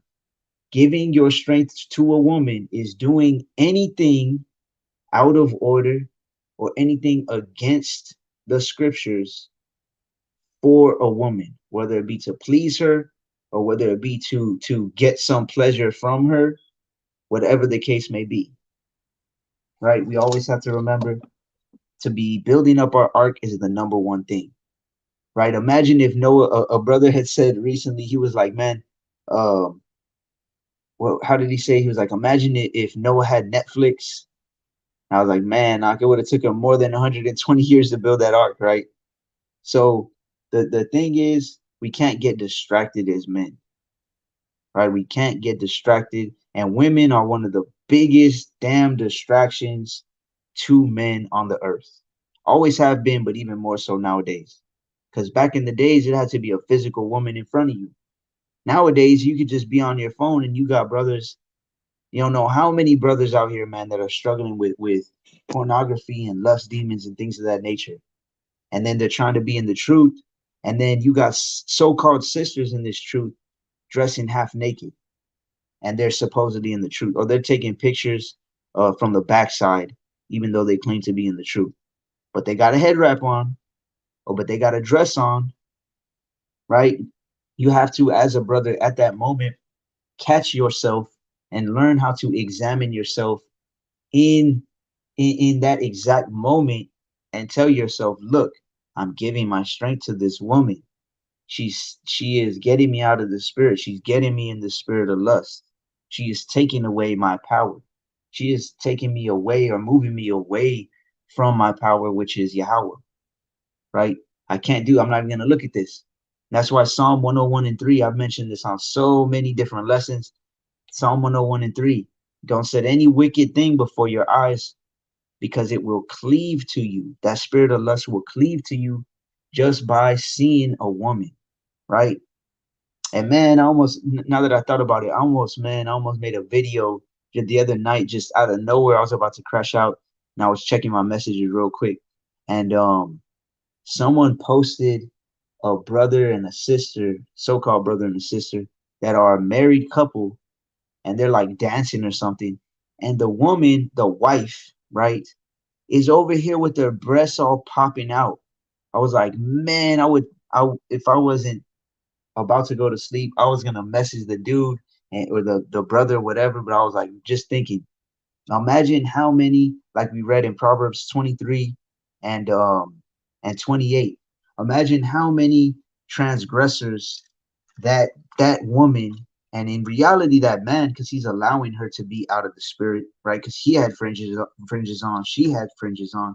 Imagine how many transgressors that increased, right? So we just have to be very circumspect, and wise as a serpent, like the scriptures say, because she lieth in wait as for prey, right? Like it said in Proverbs 23:28. These types of women increase the transgressors among men. And by doing so, they're taking strength from us, right? So I'm going to go ahead and finish with, let's read about Solomon real quick, actually. We'll go to First Kings, or Salakia. Is it good to court a single mother? And if you marry a single mother, are you responsible for the child that's not yours? Khan. So let me get one scripture real quick. Let me look it up for you. Simple answer, right? You can court. Let's put it this way: if you court a single mother, right, the first thing that you need to do is make sure that she is not married. Okay, you have to make sure that she's not married, because there's a lot of women out here that they come into the truth, or into the knowledge of the truth, and they are still technically married to the man that they were with. Or sisters who come in the truth, or into the knowledge of the truth, and they sleep with the man or sleep with men, and guess what? That's supposed to be their husband. So now by you courting her and so-called marrying her, right? By you doing that, you are now committing adultery, right? So make sure that the woman, after the last time, and you got to be straight up with her, right? And I just gave this advice to another brother recently as well too. If you are going to marry a woman that is a single mother, or any woman for that matter, right? You need to make sure she has not had sex since she has been baptized, right? And this is why baptism is so important. Okay, because Acts 2 and 38 and other scriptures say you get remission of sins, right? What does that mean? It means you are no longer, anything that you have done before that point is no longer held against you. Okay, so all things become new. You are a new creature, right? Pursuant to 2 Corinthians 5 and 17, right? Or 5 and 7, Salakia. Getting my numbers mixed up. You are a new creature. All things become new when you get baptized into Mashiach, right? When you read Romans, the 6th chapter from 1 on down, it tells you that when you're baptized into him, right? Baptized into him, and then you become a new creature, right? So as a sister, you have to make sure that she is a I wouldn't say spiritual virgin, because I've heard people say that before, and there's nowhere in the scriptures that say you're a spiritual virgin, but all things do become new when you get baptized, right? There's no other way that all things become new when you become a new creature. So if it's according to that, she has not had sex since she's been baptized. She has not been with any men. Then there's nothing wrong with courting a single mother. I have seen too, a lot of single mothers are more responsible, right? At least you know they may be good with children, right? Some of them, some single moms out there are not, right? But this is Sirach chapter 4 and verse 10. Sirach 4 and 10, it says, be as a father unto the fatherless, and instead of a husband unto their mother. So shalt thou be as the son of the Most High, and he shall love thee more than thy mother doth. Right? So I'm going to read it one more time. It says, be as a father unto the fatherless. So there's nothing wrong with courting a sister who is a single mother, because the scriptures say, be like a father to the fatherless. We know that the majority of children nowadays, especially Israelite children, do not have a father figure in their life, right? And if they do have a father figure in their life, they're not um, living according to the scriptures. So it says, be as a father unto the fatherless, and instead of a husband unto their mother. So you can be in the stead of the husband, be a husband unto the mother, right? So there's nothing wrong with doing that. The scriptures actually say that's a good thing. It even says after that, so shalt thou be as the son of the Most High, and he shall love thee more than thy mother doth. When the Most High sees a man willing to take on a woman, a sincere woman in the truth, and she has a child, right? That it says, so shalt thou be as the son of the Most High, right? So there's nothing wrong with that. As long as the woman is still not married, like I said. So basically, lust and adultery work hand in hand. Con, con. Especially in this day and age, because we know, what is it? How many virgins do you think are out here? Very, very, very little. And then in the truth, very, very, very little. So it's like I was telling a brother, right, that was struggling with pornography. And I told him basically what I'm saying on here as well. You're giving your strength to women without even knowing them. That's the first thing, right? You're watching porn and you're addicted to it, and you're watching it multiple times a day. And we're all adults here. It's probably primarily brothers on here, and you're releasing yourself to this woman. You're literally letting the life force go out of you, right? So that's the first thing. You're literally physically and mentally and spiritually giving your power unto a woman that you don't even know. That's number one, right? You're also committing adultery, you're committing adultery in your heart, right? Because you know all these women are sleeping with all these different men, right? And you're lusting after her, and you're going against the Most High because you're in the spirit of lust and you're not in the Holy Spirit, right? So there's pornography and lust in general is a slippery slope, because like I was saying, or I was telling another brother actually, when you fall into lust, I think we had said it was like 4 or 5 different sins he was committing just from this one thing, right? Because he was lusting after a married woman, right? Then he was committing adultery, right? Committing adultery with his wife, right? And then he was doing it on the Sabbath, and then it was just it's a very slippery slope, right? And that's why in the beginning, when we started in Second Ezra, it said there's many, or First Ezra, Salakia, it said many have perished for women, have gone out of their wits, right? It says, yea, many there be that have run out of their wits for women and become servants for their sake, And in reality, you're becoming a servant to evil spirits. You're becoming a servant to Satan, right? You can't serve the Most High and serve women and serve the evil, lustful spirits on them. First Ezra's 4:27, it says, many also have perished, have erred and sinned for women, right? So this is what's happening when you're falling into that lustful spirit. And like I said, you're literally letting the power out of you. Tribe of Levi, if the woman started turning away from her wicked ways and reading her scriptures and seeking to repent one day because she sees her husband doing it, but yet she's still where you want to finish that comment? Not Kingdom Minded 144. Some brothers from a known camp said porn is not in the law. Porn is not in the law. So that I've heard that as well. It's probably what, GMS, probably who you're talking about. But yeah, there's I believe it was, man, which channel was it on? I think it was on the Church of Yahweh Shem Yahweh Shai that did a lesson on the porn. You can't be in the spirit. I'll just put it this way, right? Because that's going to be another 20, 30, 40 precepts that we could do, right? And maybe I'll do, most high willing, in the future, I could do one on that, right? Not GMS. Okay, I've seen a brother from GMS in the past say that.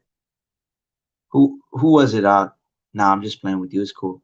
It doesn't matter. It doesn't matter who it is. I've seen multiple people say that, and just coming from an understanding of the scriptures, right? You cannot move in the flesh and move in the spirit of lust and move in the spirit of the Most High, right? And like I said, Most High willing, I could do a lesson on it later, but I already have a few lessons planned out coming up. Okay. If the woman started turning away from her wicked ways and reading her scripture and seeking to repent one day because she sees her husband doing it, but yet she still wears eyelashes and still wearing clothing that shows a little skin, is it bad to still have hope in the Most High? So you can, I'm not saying don't have hope in the Most High, right? And it's like the scriptures say, Yahweh Shai told, actually, let me get it real quick.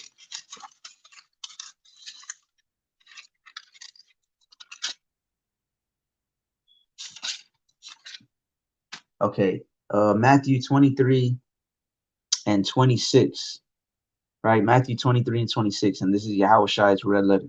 It says, thou blind Pharisee, cleanse first that which is within the cup and platter, that the outside of them may be clean also, right? So it is the inner garment that is more important, right? As changes start to happen on the inside, they're going to start showing or manifesting outwards, right? But me, what I would say as a man, okay, and this is going to be the next, so I'm probably not going to do a lesson on it. I'll probably live lesson. I'm probably just going to make a short video, maybe 10, 15, 20 minutes. As a man, right, if you have a wife that is doing wickedly, like me as a husband, I can tell you right now, I would not be able to put up with that. Like literally, I would not be able to put up with that. And there are options that we have as men to deal with that. And I'll talk about it in the next video. But I wouldn't say lose hope in it. But I would say that you as her head, right?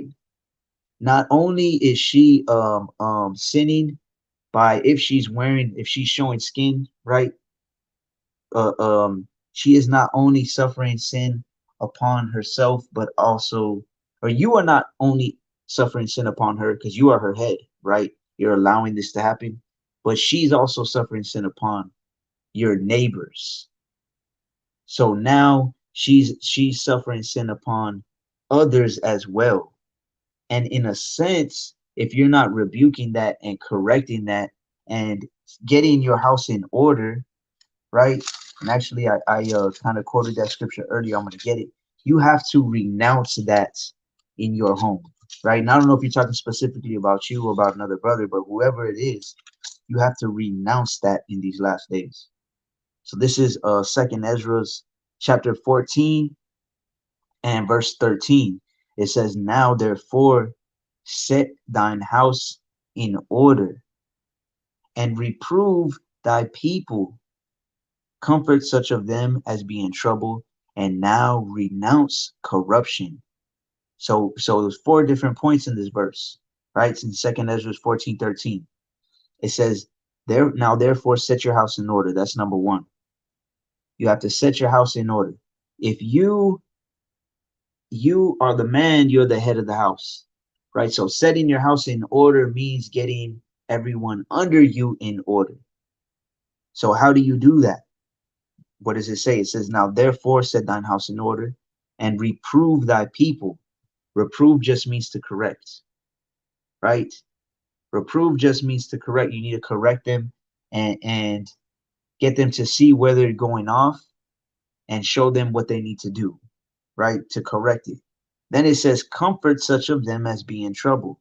This is also another big one. There's going to be, especially women as the weaker vessel, that you have to comfort them. You comfort them with the scriptures. You can also physically comfort them, right? Then it says, Salakia, "Comfort such of them as be in trouble, and now renounce corruption." Renounce corruption. Okay, so to renounce, actually, let me get it real quick. I'm gonna get you the definition of renounce, right? Renounce, verb, formally declare one's abandonment of, to reject, to stop using or consuming, right? So you have to formally declare the abandonment of these types of actions that they're doing, if they're doing something against the Most High, right? You have to renounce. And this is another thing that brothers have to understand. And that's why I'm going to make that next video, um, especially for the married brothers, right? Because you got certain camps and certain brothers that are held highly or put on a pedestal in Israel, right? And they're telling you basically that you cannot separate from your wife no matter what. Unless she cheats on you, you cannot separate from her. That's not what the scriptures say, right? They say you cannot divorce a woman. Yahushua said that the only legal grounds for divorce, or the only real grounds for divorce, is fornication, right? But there's many other scriptures that I could show you that you are supposed to renounce corruption, that you're not supposed to allow wickedness in your house, right? So there's certain brothers that are teaching other brothers, and many of them are not married, right? Or many of them are houses are out of order, and they're saying basically that you have to stay with the woman no matter how wicked she's being. No, you don't, right? As a man, if it's your house, you're not supposed to allow that type of action in your house, right? But that's up to you. That's up to each man, and their specific situation, right? But I've talked to multiple brothers lately. One of them was having problems with the sister being real, how would I say it without being being too rude in speech. She was being real promiscuous, let's say that. And it wasn't the first time, it wasn't even the second or third time. And he was like, "Look, well, these brothers said this, and I mean, I gotta give her a chance. And as long as she hasn't committed fornication, no, you can separate from her, you can get her out of your house, give her a chance to get in order." And many times what happens is she'll go out and fornicate, right? She'll go out and sleep with another man, and boom, there you go. Now there's your grounds for divorce, because she already had it in her heart to do that, right? All she needed was the opportunity to do it, and she's gonna do it, and now you have a grounds for divorce. But I'm not saying you do it the first time something's wrong and you know what, get out of my house. No, you got to work with her, try and comfort her with the scriptures, try to reprove her, but in the end, you do have to renounce corruption, meaning you have to reject corruption in your house, right? You have to make them stop using or consuming whatever type of corruption is is being or is being dealt with or happening in the house. Um, very known camp. Khan, I'm sure it is, Ak. Uh, that she will change and become virtuous one day. It's possible, Ak. It's possible, but a bird can't. Most times, a bird can't change its feathers. A bird cannot change its feathers unless the Most High changes it. Right? It's not saying that she won't. Not saying that she will. But it's like I've been saying a lot lately. The only way a person is going to change, it's not knowledge, right? It's not reading these scriptures. It's not being talked at. It's not memorizing scriptures. That's not going to change nobody. The only way that somebody is going to change is if the Most High convicts them to change, right? And that's why what I would recommend you do, Ak, if it's you or whoever the brother is in that situation, right? I would pray for her, right? Because the prayer of a righteous man availeth much, right? And if it's the Most High's will, it'll happen. If it's not the Most High's will, then it's not going to happen. But let me tell you, man, it's crazy, and that's why I want to do that video just to have up on my YouTube as well. Matthew 19 and 29 is happening for a lot of brothers right now. And as a matter of fact, I'm gonna get that real quick. Matthew 19 and 29 is happening for a lots of brothers. And brothers that have reached out to me too. So I can imagine how many are out there that we don't even know of. You know what I'm saying? So this is Matthew 19 and 29. It says, and every one that hath forsaken houses or brethren or sisters or father or mother or wife or children or lands for my name's sake, for Yahweh Bashem Yahushai, shall receive 100-fold and shall inherit everlasting life. Right? So that's red letter. Yahushua didn't lie. That's a promise. That's something you could take to the bank. Right? Everyone that forsakes houses, brethren, sister, father, mother, wife, children, lands, but it's got to be for the right reason. Right? It's got to be for Yahweh Bashem Yahushua's sake to follow this word. Shall receive 100-fold, 100 times what you had, and shall inherit everlasting life. Because it takes a real man or a woman of the Most High, someone truly in the spirit, to forsake a wicked house, to forsake a wicked brother or sister or father or mother, or a wife or children or lands, right? And I always got to tell people when I show them this verse, to forsake something means to leave without the intent of coming back, right? That doesn't mean okay, well, I gave her up, but you know what? I miss her, and you go get with her, sleep with her again, right? To forsake means to leave without the intent of coming back, right? So she could change. It's possible. Is it likely? In general, it's not likely, right? He even said weed is not on law. Yeah, well, weed is a form of I talked about that many times as well. Weed is a form of witchcraft, right? Mighty Lesson Malak, looking forward to the Passover. Khan, all praise to the Most High. It should be good. As of right now, it looks like it's going to be about a handful of brothers and sisters coming as well. If anybody's watching this right now, or maybe watching it later, me and my house is keeping the Passover on the 16th, right? 16th at sundown. If anybody else wants to come out, it's in South Texas. This is mighty. All praise to the Most High. Khan, all praise to the Most High. Hallelujah. Right, Ak? And Ak, if they don't leave in their own house and still live at their parents. If who lives at their parents is Ak. If who lives at their parents. Right, so I'm gonna go back to what was I gonna go to? First Kings. First Kings, real quick. Let's just read about Solomon. Let's read about Solomon. My brother smokes, and it puts in a hasty spirit and anger. Khan. When I would smoke, I could honestly say it brought a whole different type of spirit. It put a whole type of different spirit on me. When I would smoke weed, I would always want to do some crazy type. some crazy type of stuff, right? It would turn me into a whole different person. Something I noticed. What part of South Texas? The closest city to me is Harlingen, Texas, or Brownsville, Texas. It's right before the border arc. It's a few minutes before the border. All right, so I'm gonna go to First Kings,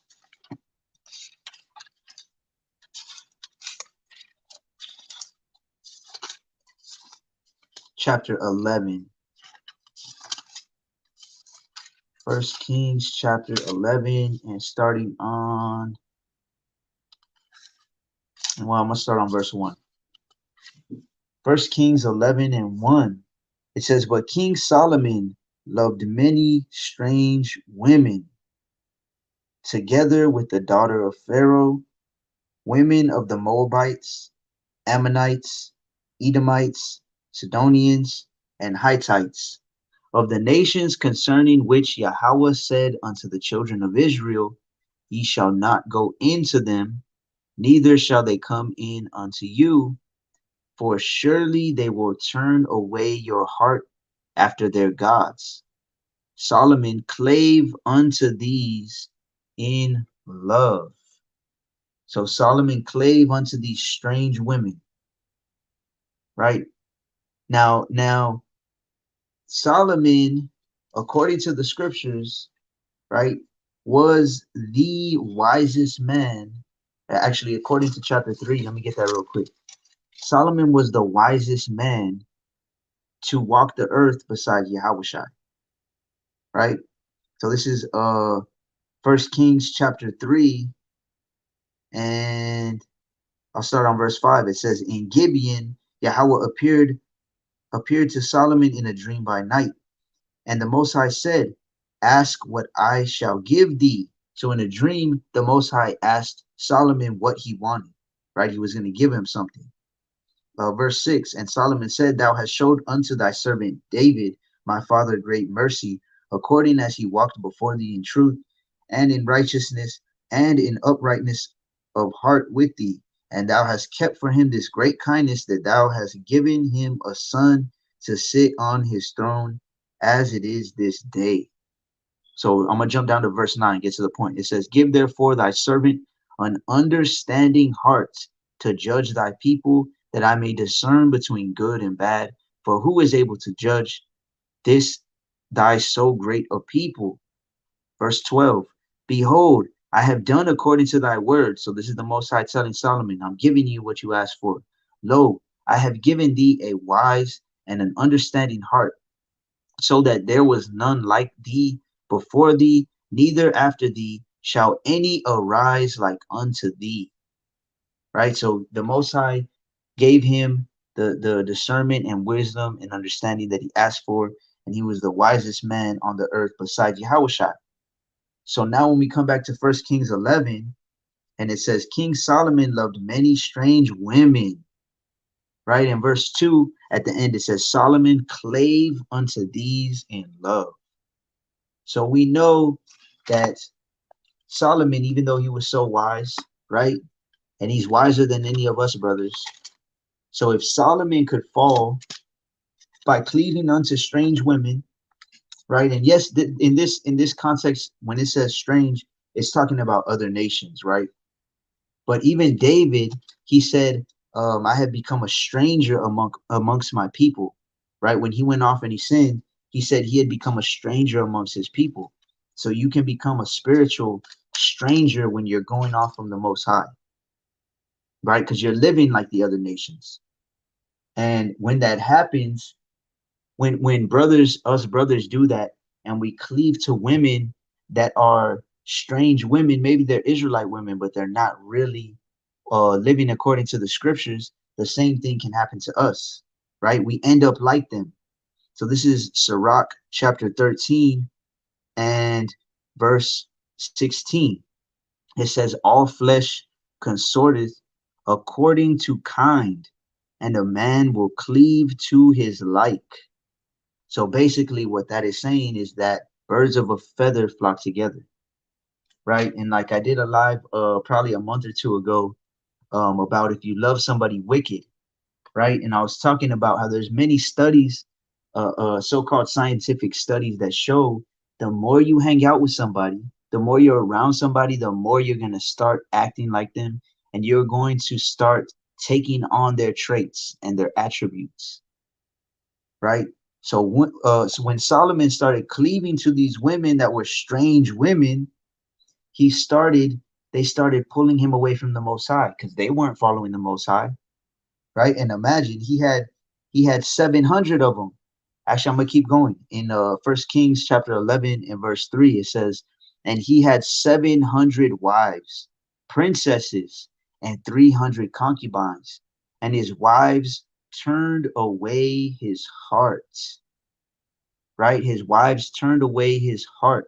For some men, and I've seen this happen secondhand, brothers that I knew personally and loved dearly, and the woman that they got with just pulled them away from the Most High, pulled them out the truth, or drove them crazy, and they turned to drugs and alcohol and things of that nature to try and cope with the wickedness that the woman was doing, just instead of leaving her or trying to get things in order, right? So I'm gonna keep going. Verse 4: "For it came to pass when Solomon was old that his wives turned away his heart after other gods, and his heart was not perfect with Yahweh his God, as was the heart of David his father." So these women started turning his heart away from the Most High. Verse 5: "For Solomon went after Ashtaroth," right? Or Ishtar is how it's pronounced in the Greek. Ashtaroth, that's where they get Easter from, right? Ishtar, Easter, the goddess of the Zidonians. And after Milcom, the abomination of the Amorites. And Solomon did evil in the sight of Yahweh, and went not fully after Yahweh, as did David his father. Right? So sometimes, because remember, Solomon was still the king of Israel at this time, right? He was still the king of Israel. The Most High set him up to be the king of Israel. He was still over the people. He was still in charge of judging the people, right? Because when you read that story in First Kings, the 3rd chapter, and he asks for knowledge, wisdom, discernment, the first thing the Most High does, he gives it to him, and then he sends 2 women to test his discernment, right? And he had to judge. He made a judgment on that, which I read the whole thing in another lesson. But the point is, you can still be known as in this truth. You could still be known as an Israelite. You could still see yourself as an Israelite. But if you're like Solomon was, in verse 6, it says, "And Solomon did evil in the sight of Yahweh, and went not fully after Yahweh, as did David his father."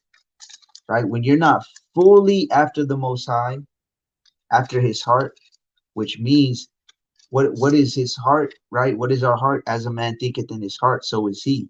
We don't think with our physical heart that pumps blood, right? We think with our mind. So the Most High's mind is, of course, not all of it. It's impossible to get it all written. But what he wants us to do, his will for us, is all in these scriptures, right? So when it says that Solomon was not fully he was not fully after the Most High. It says, "and went not fully after Yahweh," right? That's what we're seeing with a lot of people in these days, right? And this is Revelation 13, or Salakia, Revelation 3 and 15. It says, "I know thy works, that thou art neither cold nor hot. I would thou were cold or hot.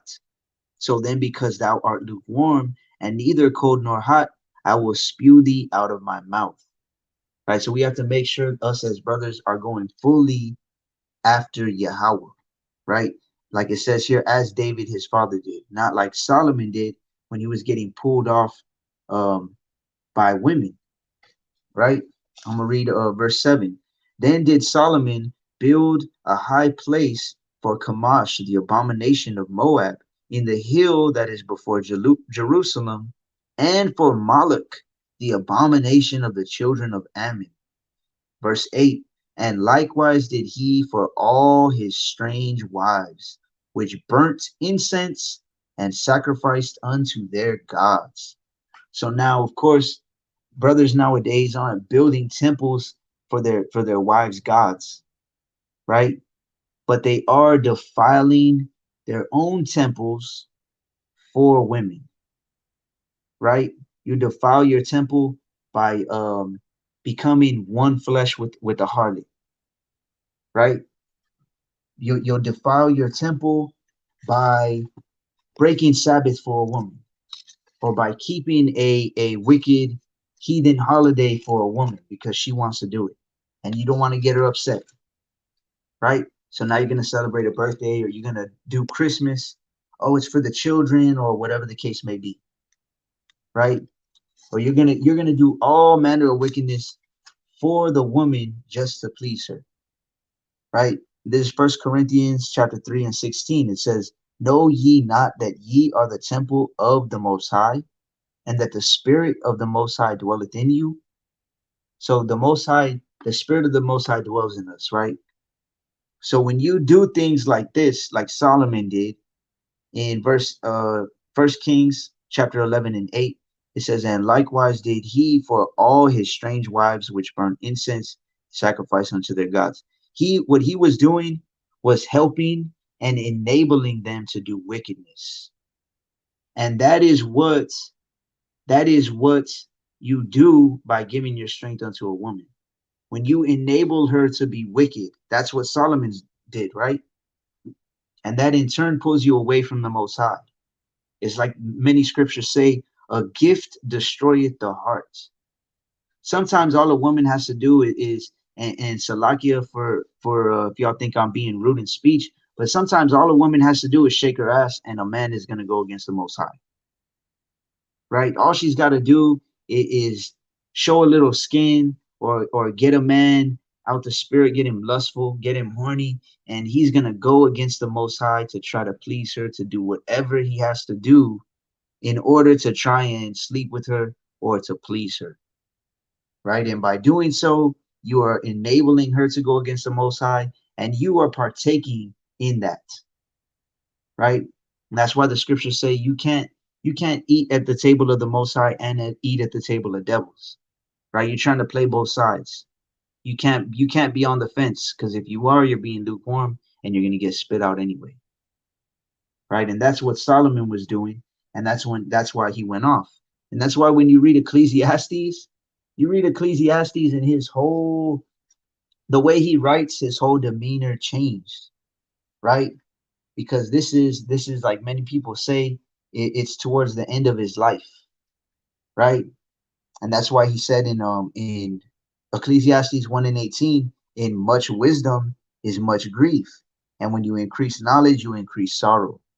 And he went through all these things. He gave so much strength and power to women, right? And like it said in Proverbs 31 and 3, it says, give not thy strength unto women, nor thy ways to that which destroyeth kings. Well, guess what? That's one of the kings that was destroyed by giving his strength to women, was the wisest man to ever walk the earth, which was Solomon. Besides Yahushua, of course, right? So I'll go. There's a few more scriptures I could go through, but let me get to the comments real quick. Salaki, I clicked on this comment a minute ago. What part of South Texas? Okay, Khan answered that. The husband and wife don't live in the same house and live at their parents. Are you talking about right now, or do you mean like what do you mean? Not, I know you said if she's being wicked. Do you mean y'all aren't living together um at the moment, or are you saying like if y'all separate, you would go and y'all would go your separate ways and live in separate houses with the parents, right? I'm in Houston. Okay, Khan. Yeah, I remember you telling me that. There's actually the brother y'all is from Houston as well, and there's one more. There's a sister from Houston that's gonna try to make it as well, and then there's a brother and sister that are coming from, I believe it's Chicago or from Detroit. And then there's another two sisters that might come, and one more brother. Most high willing. We'll see how many show up. Sometimes it's like a bunch of people plan to come, and then one shows up. You know what I'm saying? But yeah, if you can get down, if you want to come down, knock. If you don't have anywhere to observe the Passover, if you're purging out the leaven from your spirit, and you feel like you're in the right spirit to do it, and you want to come down and observe it with us, just let me know. Just DM me, or I believe you might have my number, right? If you want, you can message me through there. Single mother, replos 323. Single mothers, no thank you. You know what? For most people, that's gonna be the spirit they're in, and it's definitely not for everybody. And I'm not saying that single mothers, shoot, we know the majority of single mothers are single mothers for a reason, right? They're gonna say, well, all men are the same. Well, who told you to try all men, right? But there are some sincere sisters that I've met, and I don't know if you heard right now when I read Sirach 4:10. It said, "Be as a father to the fatherless, and in the stead of a husband." Right? A brother told me that the women didn't draw him away from the Lord; it was his own lust. That's why I asked you about, can we marry women from the other nations? So it was, when you're drawn away out of your own lust. That's what the scriptures say, right? But the women, it clearly says there that the women, why did he go after so many women? Because of his own lust. But then it was these women, it said he started following after their gods, right? So if they weren't following other gods, then he wouldn't go after other gods, if you follow what I'm saying. So what I'm saying is, if you have a sister that is following the Most High of the Bible, right, the Most High Yahweh, there's no chance, if she is following him, that you're going to be led away by her understanding or her following other gods, because she'll be following the same God, right? Makes sense why he wrote Ecclesiastes 7:26. Khan. I mean, we were just talking about that the other day, right? A woman is snares and nets. She's like chains. This is Ecclesiastes 7:26. And I find more bitter than death the woman whose heart is snares and nets, right? Is snares and nets, and her hands as bands. So a woman, a lot of times, most women, their heart is snares and nets, like we read earlier in Proverbs 23 and 28, right? All they're doing is trying to catch you, right? And then they figure they can do, if you're not a man of wisdom, they're gonna do with you as they please, right? They're lying in wait for you like they're lying in wait for a prey, and they're going to increase transgressors among men. So many women's hearts are like that, and her hands as bands, right? They're like chains holding on to you. Salakia. Whoso pleaseth the Most High shall escape from her, but the sinners shall be taken by her. Right? So you can get away from her if you please the Most High. And like we were saying earlier, that's the only way you can get away from her. If the Most High enables you to, right? Whoso pleaseth the Most High shall escape from her, but the sinners shall be taken by her, right? And then I'm gonna keep on going down, right? It says, "Behold, this I have found," saith the preacher, "counting one by one to find out the account." So he was looking at people one by one, "which yet my soul seeketh, but I find not. One man among 1,000 have I found, but a woman among all those have I not found." So he was saying that 1 out of 1,000, he was seeing one righteous man, or one sincerely one man being sincerely trying to follow the Most High, but a woman he had not found, right? And that's why in the end, What does it come down to? A wicked woman is given to a wicked man. Because I could tell y'all, like I've said before, not to try and be prideful or cocky or nothing like that, but I've had opportunities, multiple opportunities to get a second wife.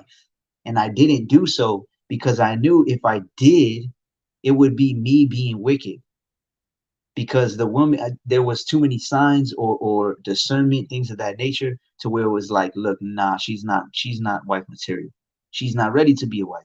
She's this, that, or the other. The Most High would reveal things, right? And I know of brothers that have seen things like this, and they still took on another wife. And guess what? It led to more problems than you can even imagine, right? And that's another reason, like I said, I don't give my power unto my actual wife, to my rib, but she has good discernment. So when it comes down to situations like that, I have let her be a part of it and ask her, I guess, her discernment on it, right? And of course, in the end, me being the head, the decision's all mine. I could be wicked and just get a wicked woman, but I'm not gonna do that and put my house in jeopardy, right? My own salvation and my house in jeopardy by bringing another wicked woman into things, into the mix of things, right? So when Solomon said, I find more bitter than death the woman whose heart is snares and nets and her hands as bands. I've seen this happen to brothers, like I said, brothers that I know for years and years in love, and they fell into that snare. They're still in that band, and the only way they're gonna get out of it is if they start pleasing the Most High, right? But the sinner is gonna be taken by her, is gonna perish by women like that, right? And like Solomon, like I said about Solomon, he was the wisest man besides Yahushai. So if he says it's worse than dying, it's worse than death, it's more bitter than death, then to have a woman like this, then man, you better believe that's true, right? You better believe that's true. Replos or Replos 323, Simps don't meditate in his law day and night. I attend the gym and stay focused, and you won't believe how many women surround me and do the most to take away the power of the Most High Yahweh Bashem Yahushua. Calm. I don't know if you saw earlier, I was saying, when you're sincerely striving to follow the Most High, right? And you're, like you said, you're sincerely trying to stay focused, women and the spirits that are on them are going to see that. And you are like a light in the middle of darkness, and all the mosquitoes just get attracted to that light. And that's what women are going to do, right? And that's why my wife will joke around sometimes and stuff, and we'll, like, say we go to the store or go out somewhere, and like you see women looking at me or things of that nature. Or we went to, me and my two oldest daughters went to the store not too long ago, and there was a cashier, and she was kind of trying to flirt with me and stuff. And then they were kind of joking about it, telling my wife. And that's the first thing you have to think as a man, is like, you have to understand that Satan, actually, let me get that, and I'll probably finish with that. I used to finish with this verse after every lesson when I would do the Zoom lives, right? For if any of y'all remember those days years ago, probably like 3 years ago, 4 years ago. This is Mark 4:14. It says, the sower soweth the word, and these are they by the wayside where the word is sown. But when they have heard, Satan cometh immediately and taketh away the word that was sown in their hearts.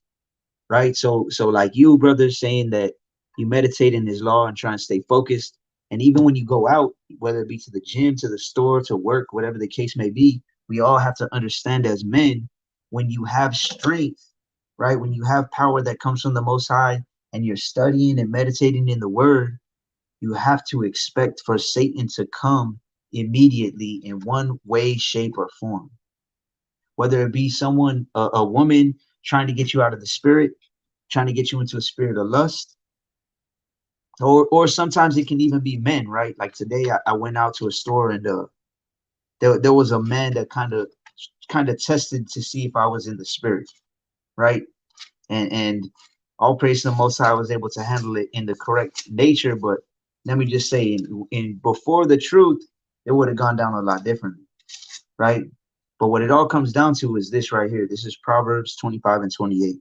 It says, he that hath no rule over his own spirit is like a city that is broken down and without walls.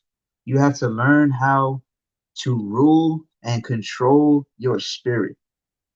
And you have to learn to examine yourself in the very moment, right?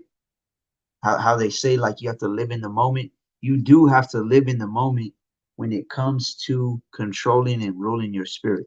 As soon as you see yourself or feel yourself getting out of the spirit, thinking something out of the spirit, right? And that goes back to that live that I said about husbandry, right? Husbandry, when you think of the physical sense, husbandry is the growing and raising of crops and of animals. So, say for example, you have a garden and you planted something and you see weeds popping up. You have to pluck those weeds out as soon as possible, as soon as you see them. Because if not, they're going to get stronger and thicker roots, right? So it's the same thing with us, especially as men in this society. As soon as you catch yourself, someone getting you out of the spirit, they get you angry, or they get you, or lustful, because we're talking about women, right? As soon as you catch yourself doing that, you got to pluck that out, right? And that's why it's important to have precepts written upon the table of your heart, right? You could just start reciting in your head a precept, and that's going to get your mind. That's plucking the weed out and planting something that's beneficial and fruitful, which is the word, right? So I'm gonna read it one more time. Proverbs 25 and 28. He that hath no rule over his own spirit is like a city that is broken down and without walls. So this is why back in the days, or when you see all these old movies and shows with like in the ancient or medieval, so-called medieval times, and they're all walled cities. Why? Because that protected people from a siege. What was a siege? It was when the enemy would come in and take control of the city, right? So he that hath no rule over his own spirit, and where does your spirit dwell? Inside of your body. Your body is the temple, right? Is like a city that is broken down and without walls. So you have to understand, we always have to have our walls up, right? We have to have our guard. We have to be sober and vigilant, because our adversary, the devil, is like a roaring lion seeking people to devour, right? And many times that comes in the form of women and trying to get you to go off and trying to get you to be out of the spirit, right? So let me get one more. Oh, Salakia, what is it? The spiritual battle is no joke, but through the adversity we are refined. Calm. That's let me get that. I'll finish with that precept actually. This is Proverbs 17 and 3. Proverbs 17 and 3. The fining pot is for silver and the furnace for gold, but Yahweh trieth the hearts, right? He tries our minds. Because all it, like you said, that it's a spiritual battle, right? For those of y'all who didn't see the lesson I did on spiritual warfare, I'm gonna do a part 2 to that real soon too. That haven't seen that, you got to check that out. Spiritual warfare it's all a spiritual battle, right? And like it says here in Proverbs 17 and 3, the finding pot is for silver and the furnace for gold. Because what they used to do, they would take the silver, they would put it in the finding pot, and they would burn out all the impurities. Let's say you melted some silver down and you put some nickel in it so it would weigh more, and you could charge somebody more. You could give them a false balance, which is an abomination to the Most High, right? They would melt it down and they would burn away all of the stuff that wasn't silver. Same thing with the gold. So, like the brother saying, through the adversity, we're being refined. We're purging out the impurities, the infirmities, the wickedness through the trials, right? It's just like I almost went a whole lesson without referring to or giving a reference to martial arts, right? But I'll give y'all one to finish with. It's like there's a lot of people that come into jujitsu or wrestling or Muay Thai boxing, whatever, and they have these bad habits, right? They have these bad habits, whether it be when you get tired, you just ball up, right? And you just basically give up. Or you get tired and you just cover up and you don't do nothing, right? But over time, you're going to learn how to break those habits. You're going to learn, okay, I'm tired, but I need to keep moving my feet. This guy's just going to keep punching and keep kicking. Okay, I'm going to move around. You get on your bike is what they call it. You're sidestepping, right? You just keep going around the cage or around the ring. Or you're in jiu-jitsu. Okay, well, I'm going to keep moving. It's better to keep trying to escape than just lay here and get choked out or get beat, right?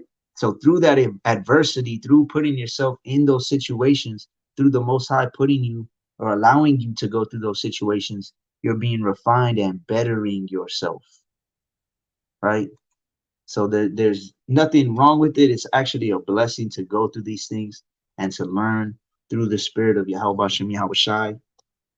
So with that, oh Salaki, there's one more comment. Aliyah Mejorado, what did your rib say when your daughters were telling her a woman was flirting with you? I get angry when a woman flirts with my head. Now she's cool about it, to be honest with you. She kind of made a joke too. She was like, "Oh, second wife, haha." She's just joking, but she's like that. My rib around us, she's a jokester. Let's say that. But you know what? Since we were talking about ruling our spirit, I'll give you a verse real quick, sis. This is Proverbs 16 and 32. Proverbs 16 and 32. He that is slow to anger is better than the mighty, and he that ruleth his spirit than he that taketh a city.